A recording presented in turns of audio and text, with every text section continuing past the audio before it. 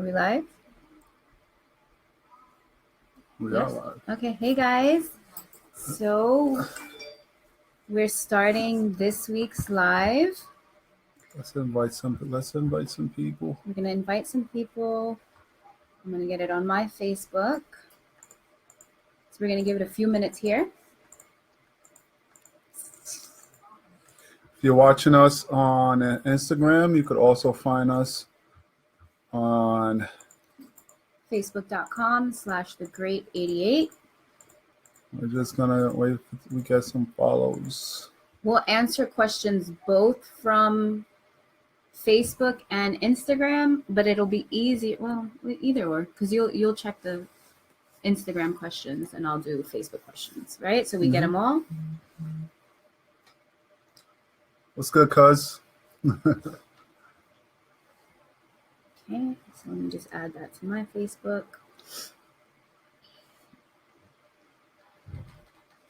Did we have any questions that we were starting off with? Yeah, I did. I have a question from last week, Frederick. I mean, I gotta pull up his question.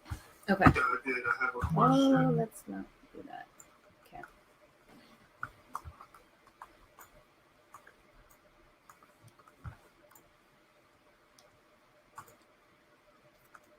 So we're just gonna give ourselves some time. Let Yeah. some people join in. Yeah, Pierre Louis. This is Kenneth. Hey, Kenneth. Hey, Kenneth. Hey, Talia. Thank you so much for joining. If you guys have questions already, just go ahead and type them so we can get to them first. Hey, I'm gonna tell you guys all about me, and I'm gonna get real in depth, and then from there we're gonna move into the juice. Try to get into the juicy stuff where everybody's seen, everybody made all this crazy money last year. I'm kind of try to help y'all guys get in that space as well.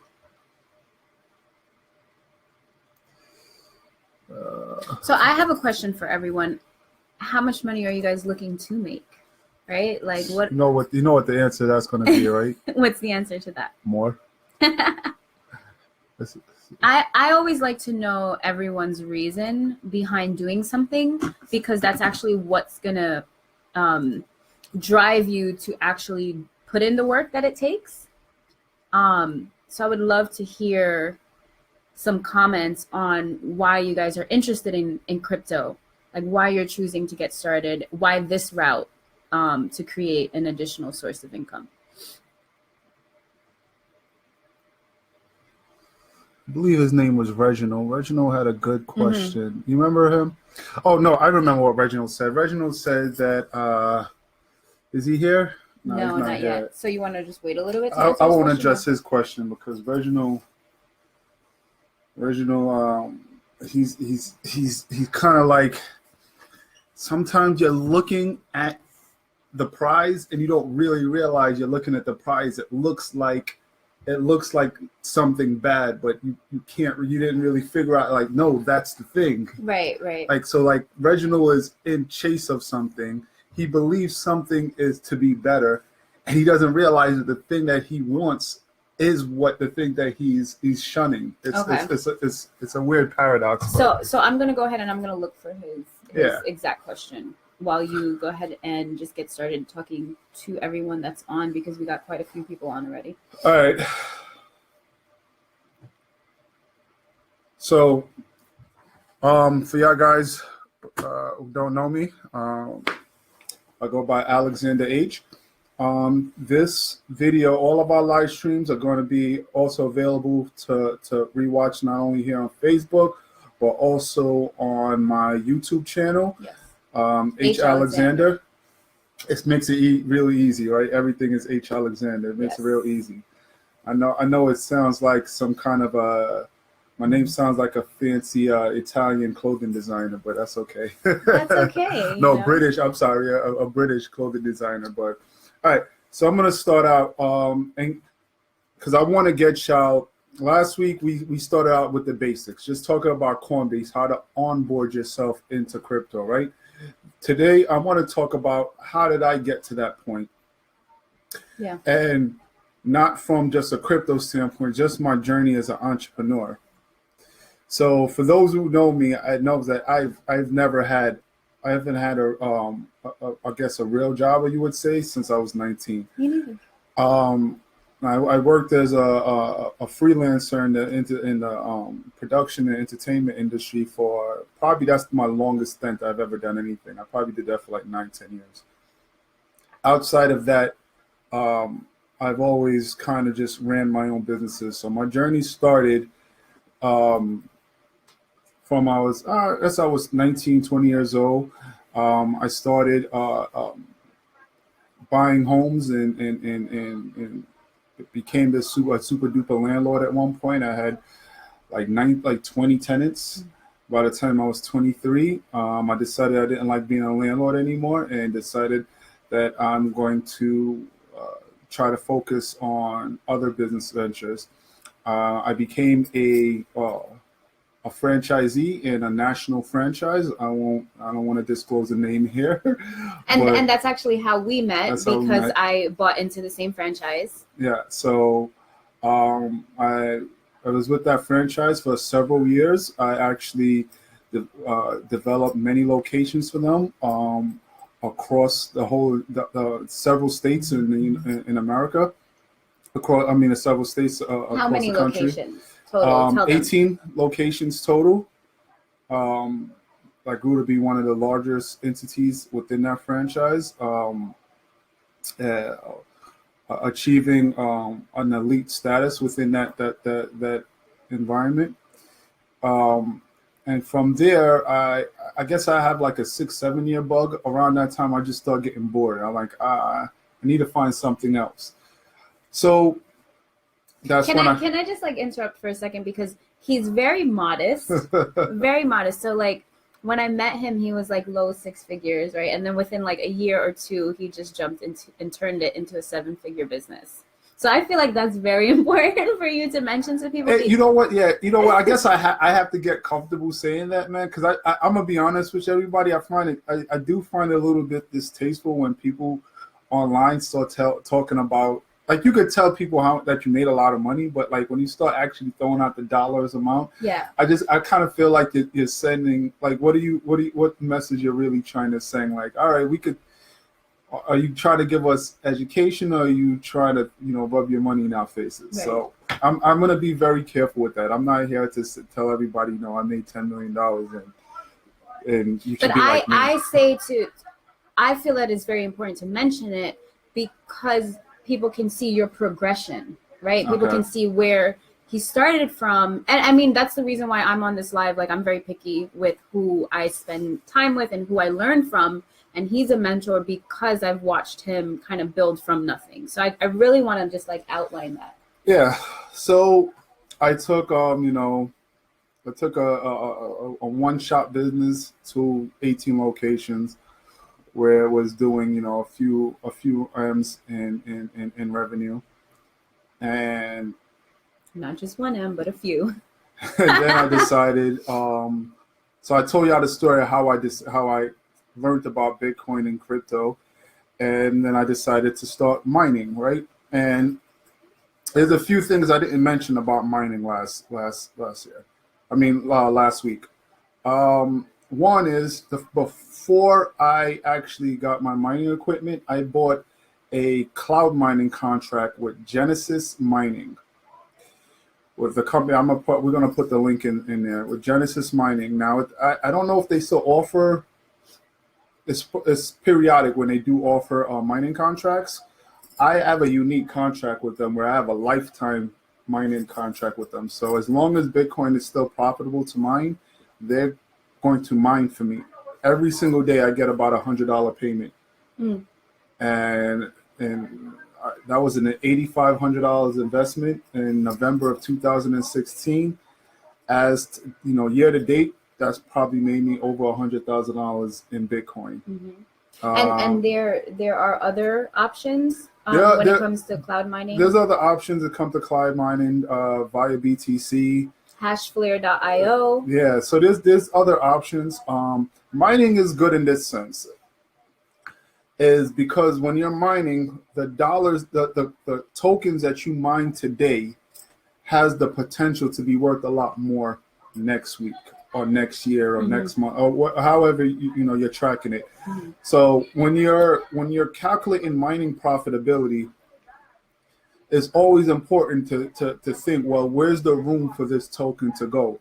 If I'm mining and my mining is generating me only $15 in tokens or in coins for that day, but it costs me $1,000 or $2,000 for this mining contract, you want to keep in mind, most mining activities takes 4 to 5 months to ROI, right? To get a return on your investment.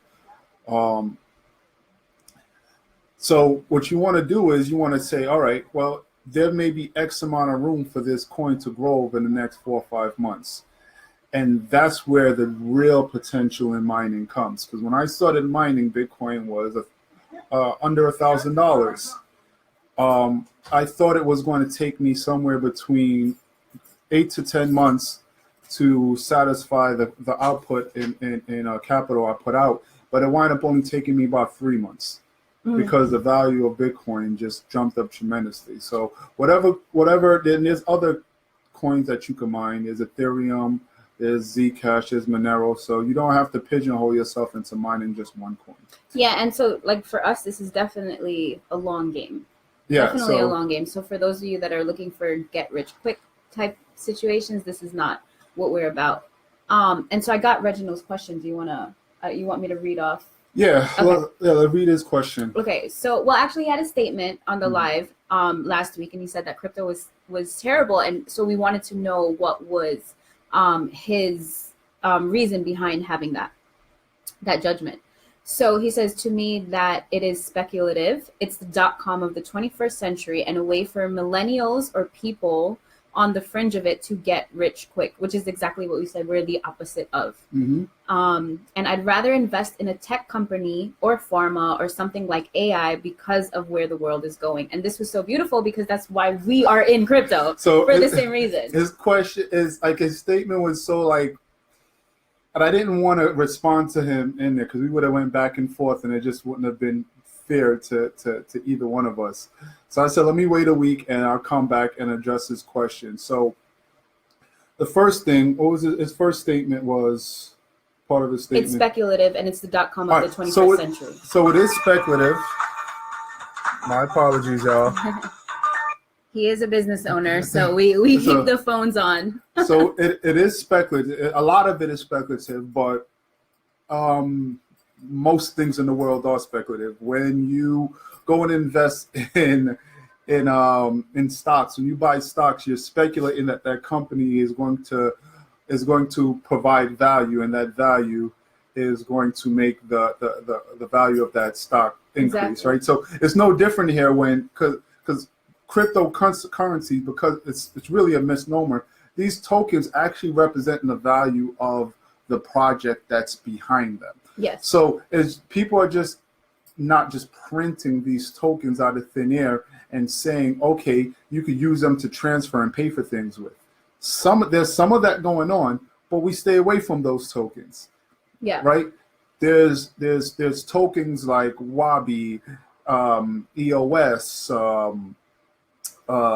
Trinity, Icon, WanChain, what are some of the other ones that I'm in? WePower, Power Ledger. These are real companies. These tokens represent the value in these companies, the value that the companies, when they did their ICOs, they released out into the ecosystem for people to participate in, right? So when he says, that it's all speculative, yes, true, it is, but so is most things. Yeah, and he's mentioning tech companies, pharma, and AI, and those are all industries that are speculative industries that we're developing the technology now. So blockchain. So when computers came out, I'll put it like this: when computers came out, there was very little that we could do with computers. So the industry behind computing was very small. We thought that they were only going to be used by businesses. Right? They thought there was no need for someone to own a personal computer. Yeah. Right? But then visionaries like Steve Jobs said, no, y'all are crazy. The potential of a home computer is limitless, because the people back then, they only could see computers being used for word processing or like minor little remedial tasks. And why would someone need that? But then the internet came along and empowered the computer. The internet came and gave the computer power. And the one thing that the internet was always missing since its inception was security. Mm-hmm. And that's what the blockchain is going to do. So all this AI, all this tech that's coming up, they're all looking to the blockchain to secure their infrastructure. Okay. Because a blockchain to this date has never been hacked. You have exchanges, cryptocurrencies exchanges has been hacked. Different servers has been hacked. Our own government has been hacked. The IRS has been hacked. To this day, the Bitcoin network, by far, I think probably by a factor of like 5 or 10, is the most secured network in the entire world. And it's 10 years old, essentially. And it's only 10 years old, and it's decentralized. There's no point.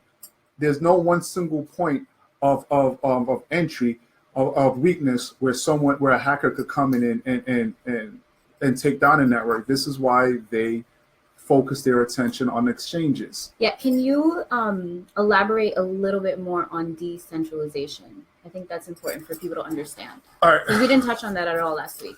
All right, so decentralization on the blockchain is essentially saying that no one person, no one entity has all the information.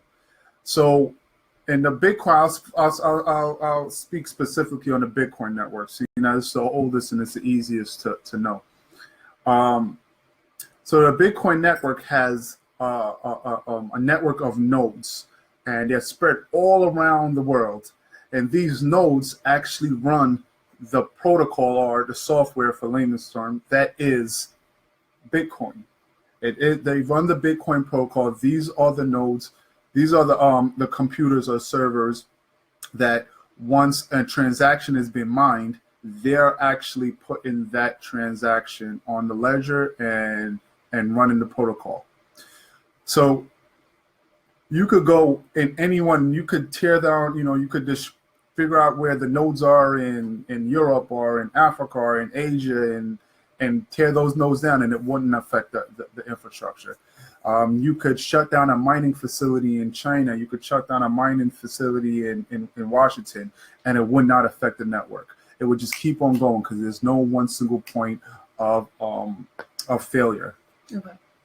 Okay. So it's that's decentralized, and I feel like it's censorship. Mm-hmm. It's censorship proof, because no one government could come in and say you are not allowed to do Bitcoin activities anymore, and it shuts down the Bitcoin network. It just won't happen. It's everywhere. Okay, and so that's important, and then tell them why that's important. Well, it's really important because it gives you confidence and security that that if you're interacting with Bitcoin, that no one person, no one government, no collective of governments could really come in and say,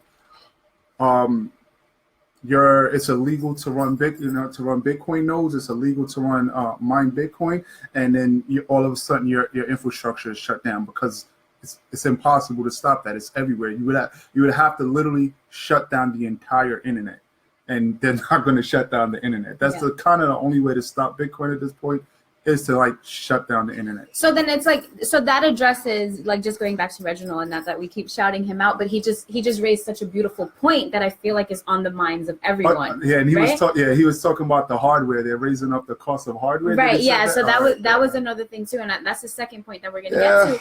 But yes, it is speculative with all the new coins that are popping up, and the newer portions of the technology that are popping up, but the blockchain technology itself is what is revolutionary. It is revolutionary. Well, so there's the other part of, to speak more specifically to Reginald's point. Right. He spoke about as being speculative. Now, there's a reason why this happened. So the big thing in the crypto market is ICOs, initial coin offerings. Yeah. If it sounds familiar, because it sounds similar to what an IPO is, initial public offering. Initial public offering, when a company is going to go public for the first time. They do an IPO. Typically, it's not open to people like you and I. It's really open to institutional investors, people that are in that world, that's in that circle. So what happened was in the Silicon Valley, in areas where tech is development of tech is really prominent, VC money, which is venture capital money, started drying up a few years ago. Okay. People were not able to get money at the rate they were to start their ideas. So a company like Ethereum and Civic, they decided, all right, well, we have this blockchain platform we're building on. Why don't we do an ICO and just put our tokens out there, and people could bid to buy our tokens with Bitcoin, and we could raise money that way. So the lack of liquidity in the VC market actually created this environment now that has kind of had VCs a little nervous. Yeah. Because now anybody anywhere in the world could raise money to start to bring their dream to life. Yeah. You don't need to be in Silicon Valley. You don't need to be in areas where it's predominantly tech. You could be in Oklahoma. Exactly. Anywhere, right? You could be anywhere in the world, and if you could put together a strong enough team, put together a strong enough marketing plan, and you could promote to the entire world and have the entire world participate in funding your project, and in turn you distribute your tokens to the participants of your crowd sale. Exactly. And that's empowering people, right? Yeah. Because that's really where a lot of wealth was made at last year. Like, as great as Bitcoin did, you had tokens that were sold for 10 cents at ICO, and in 4 or 5 months they went up to $5, $10, yeah, $19, $20, and I mean, you're talking about. And so that results in millions. Like if you ended up just putting a couple thousand in, yes, it results in millions of dollars. And it kind of seems unreal to people, because for me at first it was real. It was unreal. It was unreal. How in the world do you invest just a couple of thousands of dollars and then within 4 or 5 months it turns into $1 million? But this is, and so it felt a little unstable, right? It felt, we don't have a lot of questions coming in, but it felt a little unstable to me. But I knew the basis of the technology, which was blockchain, and I just wanted to expand on that, and that's what got me into it. So let's touch on the second part of his question, or his statement, which is it's environmentally dangerous. It killed the PC market space. Yeah, well, so he's speaking specifically to graphic cards, right? Okay. So, I mean, I'm not going to spend too much time on that, because I could understand where he's coming from that, because in the summertime, I bought 180 graphic cards. I spent probably like $180. I don't even know what they're used for. Yeah, right? And because I was building, an Ethereum mining farm, and it was probably like $180. As of last week, I decided I'm not going to be GPU mining anymore, and I sold all of my GPU cards close to $400 a piece. I mean, I've used these cards for 6-7 months and sold them for double what I paid them for.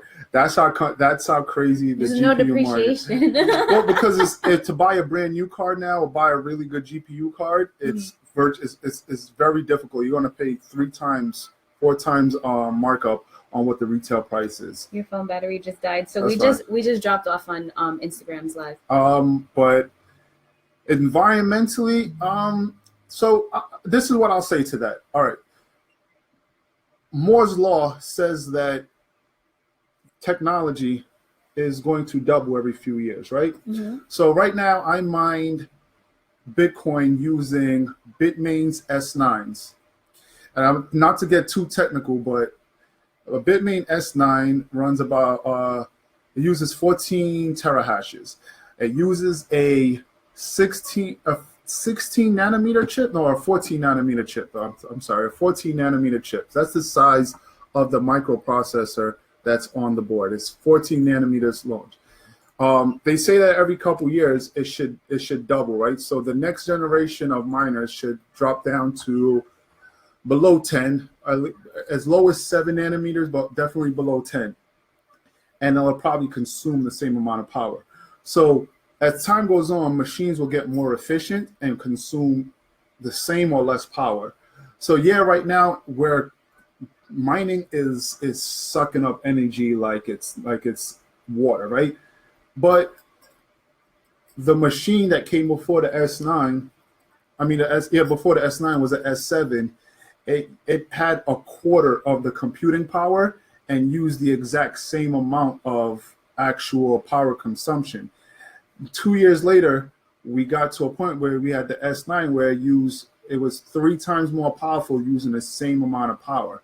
So eventually, we're just going to have a more powerful machine that's more efficient, and power consumption will continue to drop as machines get more powerful. So in layman's terms, right, this is how innovation happens, right? A new technology is made, and obviously it's going to have some weaknesses, and that's where the innovation occurs, right? Seeing how the technology can be expanded on and seeing how the technology can be improved on. So when the light bulb came out, it wasn't its most efficient product that was out there. I think the light bulb stayed on for like a few seconds, the first one, right? Right. And so now we have these eco-friendly bulbs, right? So, and it took 100 years to make that change, but look at how it improved the lives of humans. That's a really good analogy, because last year I upgraded my home and I took out all of the halogen and incandescent bulbs and I went to all LEDs. And good shit. And I think I counted 97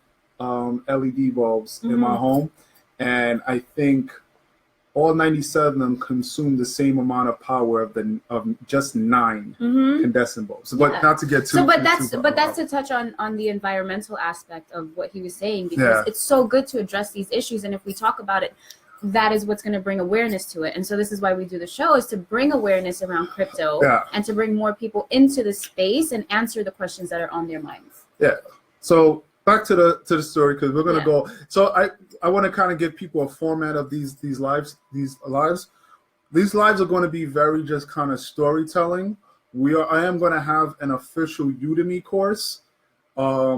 That's probably going to be, each course is probably going to be about 3 to 6 minutes long. It's going to probably be in about 20 to 25 sections. I'm actually going to be doing some screen sharing. So I'm going to walk you through, from nuts to bolts, how to transfer money, how to set up a wallet, how to transfer money from wallets to wallets.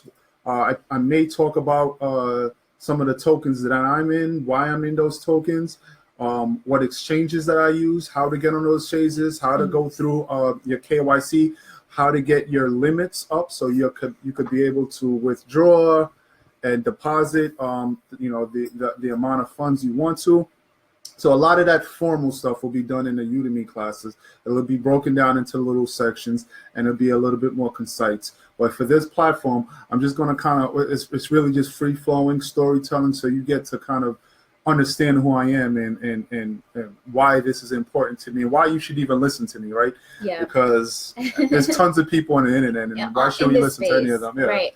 And so that's why your questions are so important, because we really want to get a feel for what's needed in this space. And so I don't know if you guys watch other people on YouTube or are in other groups. Let me know what's not being answered, so that we can address that, so we know what the need is. Because I do, I have people that I follow on YouTube, and what I found was that there's always like people at either end of the spectrum, right? There's people that's like money guys, right? They're focusing on the money, the trades, and then there's guys that are focusing on the technology.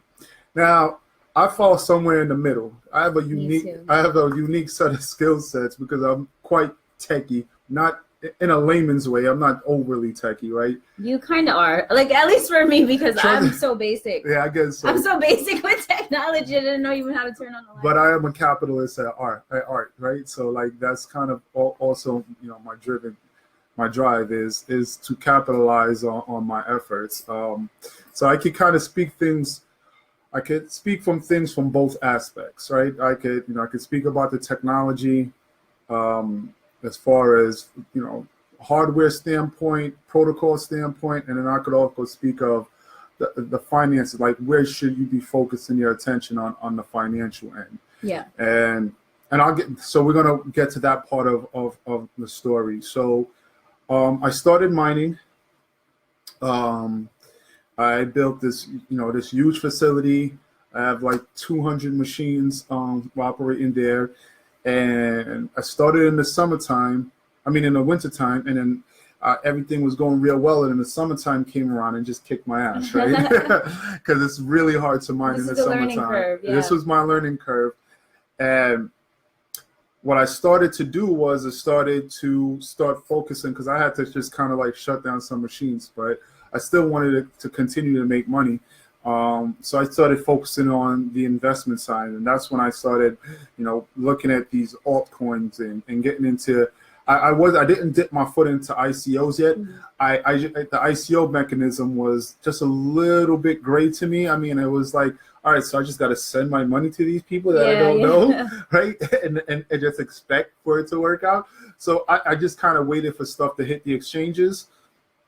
And then I would invest on the exchanges. Now I'm all in. Now I'm getting into private sales. That's why it's called All In with H. Alexander. So that's good. That's the name of the show, All In with H. Alexander.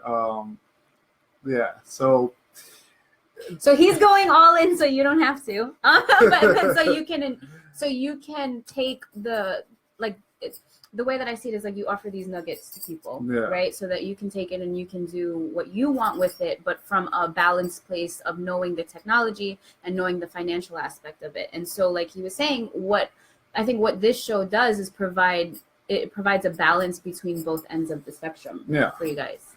Yeah, I mean, I'm also want to, at some point or another, like address people's fears in this space, because there's a lot of fear, and especially a day like today when the markets is tanking, right? Mm-hmm. I try, like days like today's, I try and just not even to pay too much attention to it. These are the kind of days where I was happy that I did go the route of mining. Because I'm still producing, on any given day, depending where the market is at, I'm still producing somewhere between $1,000 to $2,000 in revenue every single day from my mining activities. Mm-hmm. And that's just my personal mining. That's not even including my cloud contract that I get. So it is a huge risk. There is a huge risk, but it is it is worth it, right? It is like any investment. If you believe in what you're putting your money into and you're doing your research, it is going to be. And then don't ever spend more than you're willing to lose, right? Yeah. Don't spend more than you're willing to lose. And in the course, I definitely feel like he's going to be addressing, how to allocate your funds and things. Yeah, I'll definitely get to that stuff. Bear in mind, when y'all guys listen to me, I'm a little bit more cavalier than most. I'm a risk taker. I don't mind risk. Not everybody's as comfortable with the level of risk that. So scale it. Yeah, right? So you have to do what's comfortable. If he's going to be investing $50K, then you can do 5, or you can even do 500. So yeah. My thing is in life in general is focus on what's coming in, not so much on what's going out. And so when I met you, I was not a risk taker, right? I'm still not. Okay, like I still, and when it comes on the financial side of things. But what I realized is that the more you do your own research and the more that you become confident in your own skill, taking the risk becomes easier. So that's what we're going to provide for you guys, like confidence in developing your own skill set so that you can make the right choices in your investments and take a bigger risk that's going to essentially pan out in a better way for you guys. So Aaron has a question. He says securing crypto is a big interest for him. And if he buys a hardware wallet, can I put the private key, public key, and passwords on paper in case I lose the hardware wallet? All right. This is a KeepKey wallet. This wallet says keep. You can see the back. It says keep key on the back of it. Mm-hmm. This is actually my favorite wallet. It's actually the easiest, simplest wallet to use. The only problem with this is limited. You could only keep Bitcoin, Bitcoin Cash, Litecoin, Dashcoin, Dogecoin, and I believe that's it. Those are the only coins that you can hold on this. So it's super limited, but it's super easy to use. The interface is really simple. It's all done on your computer. You just hook it up to your computer, and you do everything on your computer. I guess this is probably my favorite hardware wallet. This is a Nano Ledger. This wallet I personally think is a little bit more involved in using because it can hold a whole lot more tokens. It holds a huge array of coins. I'm sorry. But for each coin, you have to download an extension to work with this. This does not actually hold your tokens, nor does these. They hold your private keys that unlock your wallet that's on the blockchain. Remember, this is all digital stuff, so your stuff is actually on the Bitcoin network. It's written into that public ledger. It's all there. These allows you to open up your wallet that access your coins on that network. When you send a Bitcoin from one person to the next, that is the exact same coin. The coin they receive is the exact same coin you have. There's no double spending of Bitcoin. It's all the same tokens that travel from one to the next. So it's all live on the blockchain. These allows you to access it via your wallet and your private keys. Now, what Aaron is asking for is called cold storage. Cold storage is when you go and you generate a wallet. There's multiple ways you can do this. You could generate a wallet and generate your private key. Write your private key down on a piece of paper. Put that piece of paper in your safe, and now you have cold storage. It's completely offline. Your private key is not stored in any digital format whatsoever. Once you've closed out of that application that generated your public keys and your private keys for you, it is gone. Some wallets that you could do this with is Electrum. Mm-hmm. Electrum is a desktop application. You could download that and generate a wallet. Copy your private keys and delete the file. Pretty much delete the file, the key file that Electroneum creates. And I'll put links to everything that you mentioned. So we'll add some links to these devices. I'm actually going to make that. I'll put that in the Udemy class. So that'll be one of the topics: how to create a cold storage wallet. Okay. Are you any safer? Like, that's what I did the first time I got involved. The first thing I did was create a cold storage wallet, right? Yeah. And I don't even use that wallet anymore. Okay. I do that because it becomes very inefficient. That's kind of like what you do for your storage, right? So I recommend it once you're starting to take profit from any other activities and you're deciding, okay, I'm gonna store this in my Bitcoin. This is where my store of value is going to be. Mm-hmm. Then and you don't need to interact with those coins regularly. Then yes, definitely do it. I do it now. I did that with 2 coins that I did that with just because I didn't want to trade those coins, and I know if they was readily available to me, I would have traded those coins. So it's kind of like hiding it from yourself, right? Yeah, you want to hide your money, right? You gotta hide it from yourself sometimes. And you know, one of like me getting in the beginning, it's like so fun to kind of like play around with like all the coins and everything and move things around. But you're not really going to want to do that all the time. No, so you definitely want to stabilize. I make it really difficult now. Like, so everybody at this point probably heard the acronym HODL, right? Hold on for dear life. It's really hard to HODL when you have tokens and coins are readily available to you, and then you see a shiny new coin that come on, you're like, oh, I want that one, right? Yeah, exactly. Maybe I just trade some of this for that, and then you bright trade it. Shiny object syndrome. Yes, and then 2 months later, the coin that you just traded just went up, 10 times. It just went 10 times. Oh, I'm glad that you said that, because that's something that I want to address. Like, if it's not even, it's more than just daily. Yeah. It's hourly, or like even by the minute, that you're just going to see these fluctuations. Yeah. So if you really want to get in this game, you have to have a certain degree of strength in your heart that when you see, and discipline, when you see these fluctuations in the market, that you're not making decisions based on those fluctuations in that moment of emotion. And I put a little, we have a private group that we're a chat group, and I put a quote in it yesterday. What was it about? It was like about emotions, and I think I put it up on Instagram too. But basically, I say it because you have to have the understanding and the knowledge of what's happening in the market, and not do it based on your emotions. And that's why we're here to provide the solid knowledge on what he has and what he's studied, and the trends that are out there, and the trends that are they're basically market knowledge, and we're going off of that market knowledge. So it's not how we feel about, we're going to tell you how we feel about a particular technology or coin, but not necessarily how we feel about these fluctuations. Yeah. I personally, I feel no way about them. If Bitcoin dropped down to $2,000 tomorrow, the first thing I would do is run to the bank and try to send out the largest wire I can to Coinbase so I could buy more.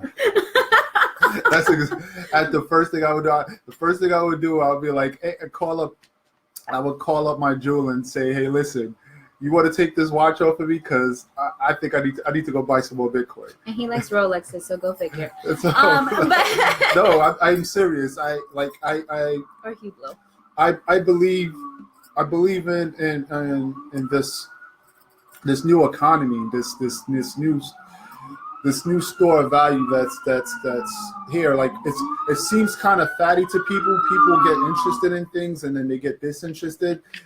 And Bitcoin and crypto is probably going to go through those same ebbs and flows until it becomes just the way we normally do business. But that's the future. And either you could participate now, and 5-10 years down the line, you're like, well, I just thought it was too much. I thought it was going up. It was like 10 grand. And when it's 100 grand, the people are going to cry about when they saw it at 10 grand. Exactly. I heard about Bitcoin when it was in 2009, when it was like 5 cents, and I didn't have any money. I was a college student and I didn't get in, and everybody told me I was crazy, and I kind of listened to them. So that's why we're the ones to tell you that no, it is substantial. And listen, if I had listened to this guy in 2013 when Bitcoin was probably like $100, and 2013 was a really good year for me. That's actually the year that my business actually took off. Like that was like the boom year, and it just went poof. And that's probably why I didn't pay attention to the guy. I was having too much fun. So don't let fun get in the way of your business. And right? So I want to exactly. So I want. Well, you can have both, but and I want to speak to my crowd for a second, because I know we're going to share this on a couple of pages. And so this is like anything, even with business, you are going to have to dedicate some time to it. You are going to have to see it for the long run and dedicate some time to it, especially because it's evolving technology. And look into blockchain technology for all the things that you guys are developing. I know that I have a group that we're looking into ways on how to improve our economy and our money system and our environment. And I feel like blockchain is the way to go. I'm actually going to this amazing event tonight it's a women's event, and it's the matriarchy and AI and blockchain. So definitely look into the different aspects of it and see why, getting into it and knowing the coins and knowing the technology behind it is actually going to help our economy in the long run. It's going to help the world economy. It's sometimes it's hard to see because here in America, we have access to bank and to money. It's like going to the corner store, right? It's like going to the bodega. There's a bank in every corner here in America, right? So outside of that, there's a whole world. That's actually the smallest part of the world is have access to financial institutions, right? Yeah. There's a whole sector of the world that don't have access to capital, to liquidity, but they do have access to a phone. Yeah. And essentially, we do most of our business on our phones. Yeah. Most people I know, they have their wallets that they interact with on their phone. So if you can get a wallet on your phone and you can interact with cryptocurrencies or Bitcoin or Litecoin or Monero or Dashcoin, that is going to become your medium of exchange. Yeah. And as the knowledge and the functionality of the technology becomes easier and more prominent, it's only going to increase the value. And those that are in the know, those that are knowledgeable, those that are taking the time right now are going to benefit from it. Because everyone thinks that Bitcoin is at its peak. It hit $20,000 in December. And when it hit $20,000, I remember I was around a group of people. We was touring this restaurant that we was looking to see if that we was interested in purchasing. And I was around a group of people. I looked at my phone. I said, "Oh shit, Bitcoin's at 20 grand." And they looked at me. He was like, "Are you going to sell now?" I was like, "No." I was like, "What am I going to sell for?" I mean, it could drop back down to 10. It didn't really mean anything to me because at the end of the day, I'm not in it for 20. I know that it's going to get to a quarter of an M. Yeah, exactly. I know it's going to get there. And this is so funny because like I said this yesterday in the chat, like $1 billion is the new million. You know what I mean? So looking, I know a lot of people, especially that came from like my upbringing where like hardworking, working class, like my parents didn't teach me about investing. You know what I mean? Like they had no knowledge on that. It looks like $20,000 is a lot of money or $10,000 is a lot of money to be investing on something. And that's why it looks like it's at its peak, but it's not. No, it's not far from this peak. Because the amount of So actually, I'm going to tell this one last thing, and then we're going to shut it out. I want to reinforce why I believe it's far away from the peak. And I'll break it down like this. So what's appealing about Bitcoin is its anti-inflation mechanism that's built into the Bitcoin protocol. And what I mean by that is there's only ever going to be 21 million Bitcoins in existence. The protocol cannot produce it anymore. It's going to hit 21 million, and then that's it. As of right now, I think it's around 17 million, maybe a little bit under, but there's around 17 million Bitcoins that's been produced and that's in circulation now. The next 4 million Bitcoins is going to take 128 years, I believe, to be released into the ecosystem. So for you and I, the majority of Bitcoin that's going to be produced in our lifetime has already been produced. Yeah. It's like, think about that, right? It's only ever going to be 21 million. 17 million has already been produced. If I live for another, say, 50 years, 60 years, there's probably only going to be another million and a half Bitcoin produced. And probably like 2 million because it halves probably another 2 million Bitcoin produced in that space of time. Yeah, about two. Like this algorithm is so precise. Yeah, so it's only going to produce. So if by the time I go, it's probably going to be 19 and a half million Bitcoin in existence. That's a very finite. So the moving, the volume, or I'm saying the circulating supply is pretty much where it's at in our lifetime. Yeah. So now we just have to talk about demand. We don't have to worry about the circulating supply because it's already limited. So now let's focus on just the demand. So it's not like the money right now that can just be created out of thin air by other people. It's not. It's pure based. No, yeah. So currency. So it's the protocol. Miners like myself, we're the ones that are producing the Bitcoin. Every time I mine a block, I get a reward. I don't want to go down that path because it's going to get really technical. Yeah. We'll do that in another. But the point I'm trying to make is, so think about it, there's 17 million Bitcoin in existence. There's, I think, to date, I think they said there's probably less than 10 million people worldwide interacting with cryptocurrency. Really? Yeah. No, Okay. yes, Okay. I think what it was. And mind you, there are 7 billion people on the Was it planet. 10 million? We'll Yes. double check We'll that double number. check that. We'll I don't double want check to, that but it number. was the point I'm trying to make is comparatively to the population, it was very, very, very low. Imagine if 1% more of the total globe population interacts with crypto, or 2% more. There's just not enough Bitcoin for everybody to have one. So it's infinitely divisible. So what's going to happen is it's going to keep on dividing. The value of it is going to keep on rising to make the division of that of a Bitcoin make sense. So if I want to send you $100 in Bitcoin, I can do that.